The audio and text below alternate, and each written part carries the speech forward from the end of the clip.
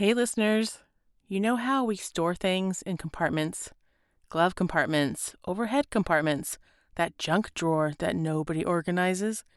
Well, you know and I know that sometimes we do the same with our emotions.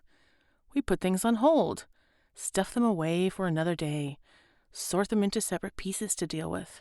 It is a whole thing. Welcome to Straight Wife Trans Life.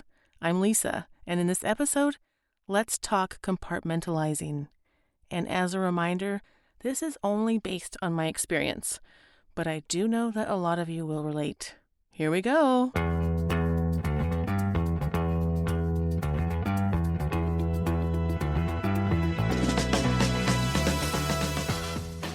I was asked recently what made me decide that I could stay in a situation where my spouse has come out as a transgender woman. And I had to really think about that. It was specific. And the answer is something I have done from the start without even realizing it.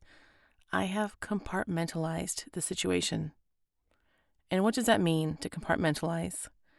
According to Psychology Today, and I am going to read this verbatim, compartmentalization is a defense mechanism in which people mentally separate conflicting thoughts, emotions, or experiences to avoid the discomfort of contradiction.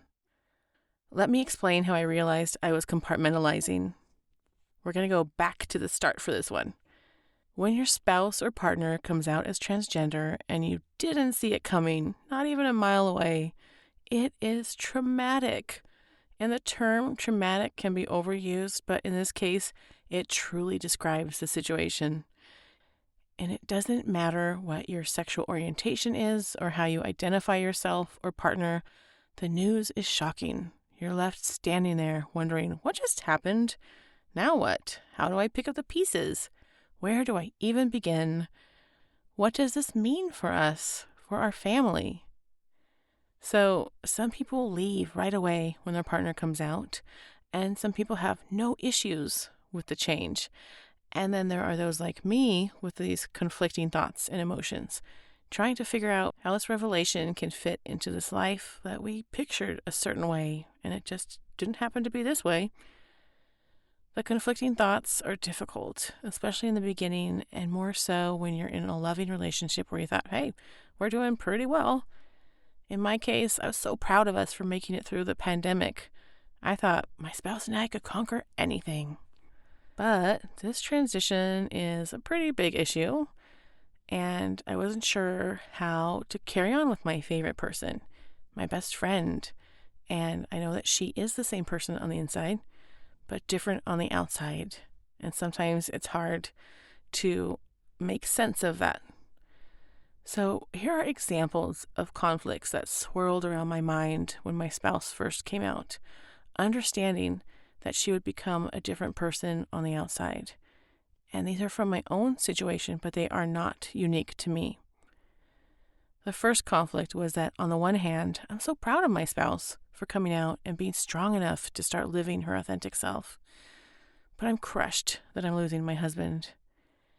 I understand and support my spouse. I have so much empathy, but this changes our situation. I will always love my spouse, but will I love her enough through the changes to stay? And will she love me enough as she changes? It's a two-way street.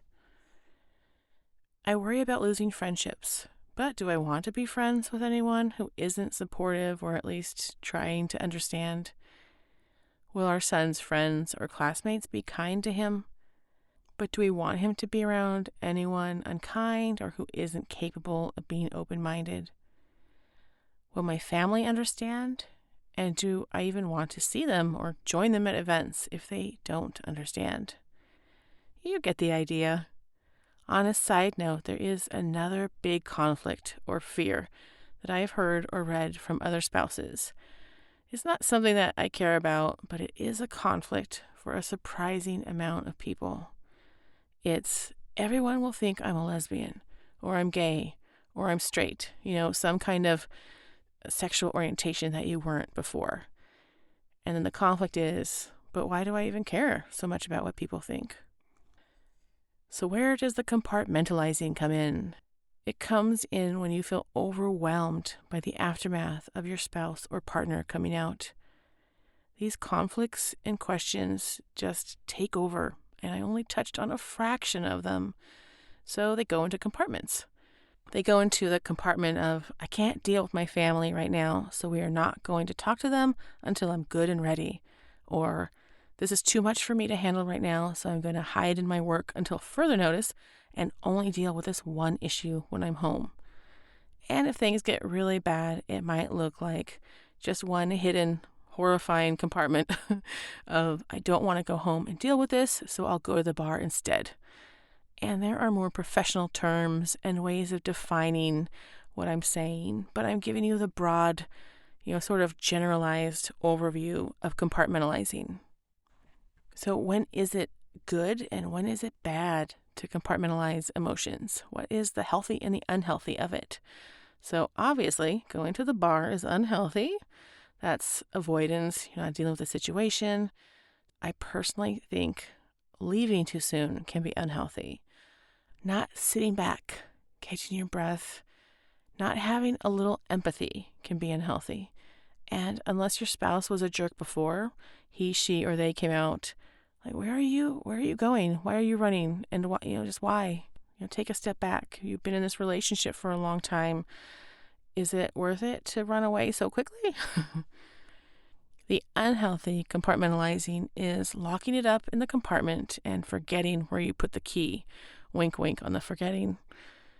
Projection, suppression, denial, those are all unhealthy. Things like, oh, it's time for another business trip. I don't have time to think about this stuff. When is compartmentalizing healthy? When you put things aside temporarily.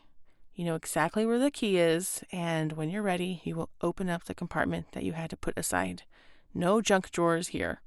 You keep the issue front and center and tackle it one step at a time. First, it's sort of a, what do I need? How am I feeling? Good? Bad? What can I do for myself to calm me down or center me? How do I ask for what I need?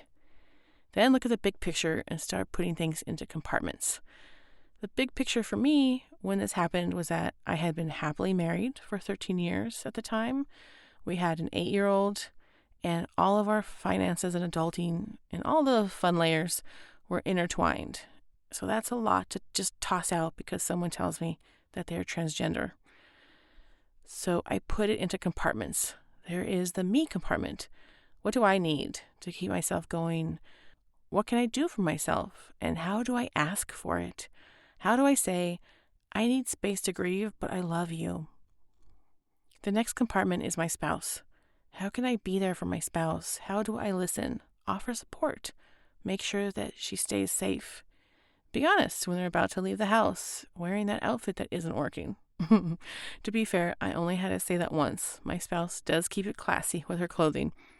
The next compartment is our son. How do I keep him kind and happy?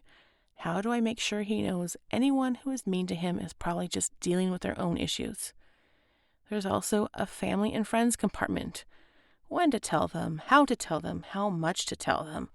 My prepared list of responses for inappropriate questions. But there's also a big compartment that has a to be determined label on it. Inside is that big picture, which is murky, and neither of us have ventured into that territory. It's that question of differing desires now. I'm still straight. My spouse now identifies as a lesbian woman. Will we stay together and date other people? That's something that never before crossed my mind. I'm not even ready to think about that. I'm still healing, and my spouse is still at the early stages of her transition. It takes several years, and will she find someone else to love by then? Will we decide to part ways permanently? Will we agree on where we see our future headed? That is a compartment that doesn't have a lock on it, doesn't have a key, but it is set aside until we're ready. And it's a box that we don't want to open, but know that someday we will have to open it, and we will open it together and we'll sort through it. Honestly, marriage is 50-50 anyway.